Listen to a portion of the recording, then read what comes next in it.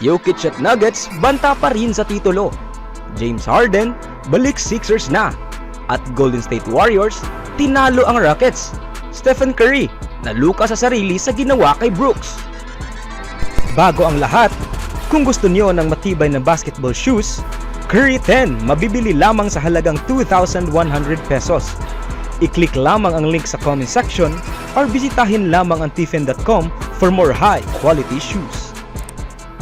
Pinakita ng mga defending champion ng NBA na Denver Nuggets sa Oklahoma City Thunders ang kanilang determinasyon at kung ano ang kanilang ginawa upang marating ang elite level.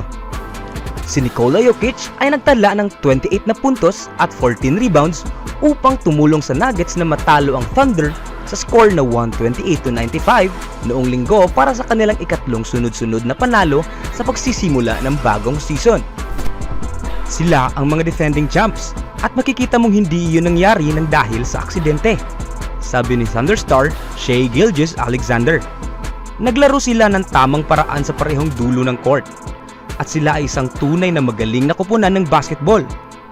Dumating sila para maglaro ngayong gabi at hindi kami sapat para makipagsabayan sa kanila. Si Michael Porter Jr. ay nagtala ng 20 na puntos at 9 na rebounds at idinagdag naman ni Jamal Murray ang 19 na puntos at 8 assist para sa Nuggets na may 60.2% na shooting efficiency mula sa field. Humanga naman si Denver coach Michael Malone sa enerhiya na dinala ng Nuggets. Isang bagay na iniisip mo sa pagkapanalo ng isang kampyonato ay kung saan pwede lang tayong magpakita ngayong taon na walang pagsusumikap at mananalo pa rin tayo, sabi niya. At hindi iyon ang totoo. Ito ay isang bago at sariwang season. Ang ginawa natin noong nakaraang taon, bagamat may kakaibang halaga, ay walang kinalaman sa season na ito. Sa tingin ko, pagkatapos ng 3 games, ang mga players namin ay naglalaro na may tamang kaisipan na kailangan mo kung nais mong maging isang kupunan na maaaring mangarap na manalo ng isa pang kampyonato. Si Chet Holmgren naman ng Oklahoma City ay naging number 2 pick sa draft ng 2022. Ngunit, siya ay absent ng nakaraang season dahil sa foot injury. Siya ay binati ng malakas na palakpak nang siya ay naglaro kasama ang mga starter sa kanyang unang regular season sa kanilang home court at nagtala ng 19 na puntos. Si Gilgeous-Alexander, isang first-team All-NBA selection noong nakaraang season, ay nakapagtala lamang ng 7 puntos sa 2-for-16 shooting, kung saan si Kentavious Caldwell-Pope ng Denver ang itinalaga para bantayan siya. Dapat natin bigyang credit ang mga tulad ni Kentavious Caldwell-Pope na sa tingin ko ay isang All-NBA defender, sabi ni Malone.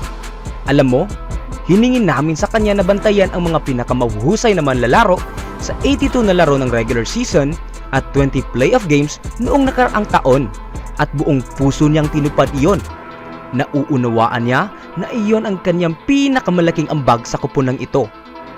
Ang mga Nuggets ay pinaabot ang shooting percentage ng Thunder sa kabuuang 41.1%. Alam namin na kailangan naming maging isang kupunan na kayang maglakbay at talunin ang mga pinakamagagaling na kupunan sa NBA sa iba't ibang court, sabi ni Malone. At para gawin iyon, kailangan mong dalhin ang depensa. At naramdaman kong ang depensa namin ngayong gabi ay napakahusay sa lahat ng aspeto. Sinimula ng Oklahoma City ang season na may panalo laban sa Chicago at Cleveland at maaaring nagbigay ng maagang mensahe kung sila ay nanalo kontra sa Denver. Pinanigurado ni Jokic na hindi mangyayari iyon. Kinontrol niya ang first half ng laro. Nagtala siya ng 22 na puntos kasama na ang isang layup sa buzzer upang bigyan ang Denver ng 69-51 na lamang bago mag-halftime break. Si Holmgren naman ay nagdala ng 17 na puntos sa unang kalahati ng laro. Si Gilgeous-Alexander naman ay nagkamit lamang ng 0 for 9 mula sa field at may 3 puntos bago ang halftime. Sa kabilang banda naman mga kaibigan, pagkatapos ng pagsisimula ng season sa ibang lugar, ang Sixers ay nagbabalik sa kanilang tahanan sa linggo para sa kanilang pinakaunang home game sa taong ito. Habang nag-aayos ang koponan para sa kanilang laban sa Portland Trail Blazers, ibinahagi ni head coach Nick Nurse ang isang update tungkol kay James Harden. Mga araw bago ang pag-alis ng Sixers patungong Milwaukee, Bumalik si James Harden matapos ang 10 araw na pagkawala dahil sa personal na dahilan. Inaasahan na sasama ang All-Star guard sa koponan ngunit nauwi ito sa pagkaka-holdback. Sa halip, dinala siya ng Sixers sa kanilang training facility sa Camden. Ang kanyang pre-game media availability, tinanong si Coach Nurse tungkol sa pag-unlad ng paghahanda ni Harden para sa laro. Nabi niya na patungo sa tamang direksyon ang lahat at ang susunod na hakbang ay ang pagkakaroon niya ng aktwal na laro. Mahalaga ring tandaan na nandoon si Harden sa film session at walkthrough ng koponan bago ang laro sa linggo. Si James ay narito. Narito siya para sa film session at walkthrough. Ang kanyang iniulat ay mayroong magandang mga araw ng conditioning. Patuloy pa rin sa ramp-up process. Inaasahan namin bumalik siya sa practice sa Martes. Iyon ang kasulukuyang sitwasyon, sabi ni Nurse. Lahat ng senyas ay positibo sa aspeto ng kondisyon at iba pang mga bagay. Kailangan lang naming makapagbigay sa kanya ng aktwal na laro. Sa pagtutok bago ang pagsisimula ng taon, marami ang nagtataka kung paano ituturing ni Harden ang sitwasyon.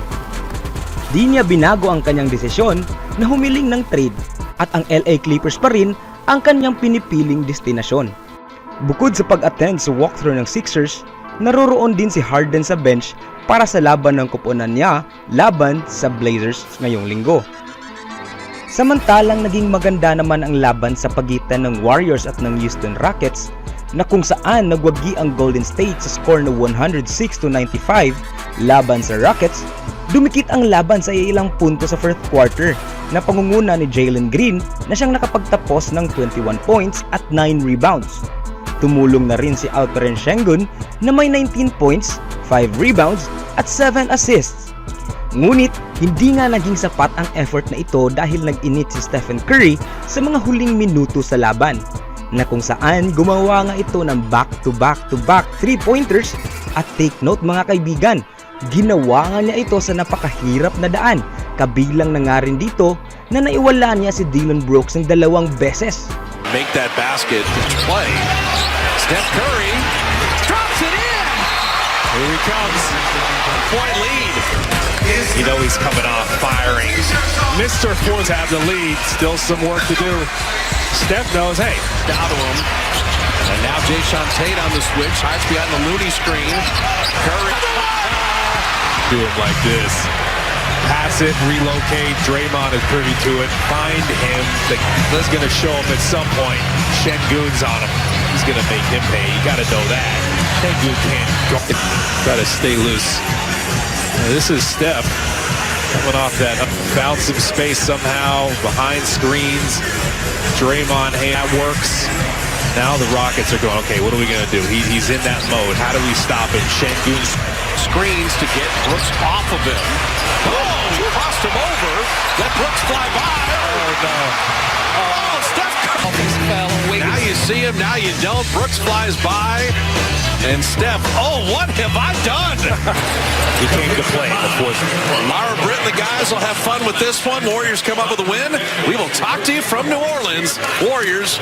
Tumulong rin sa pagkapanalong ito si Klay Thompson na nakapagtapos sa laban ng 19 points at 4 rebounds at si Gary Payton II na may 15 points.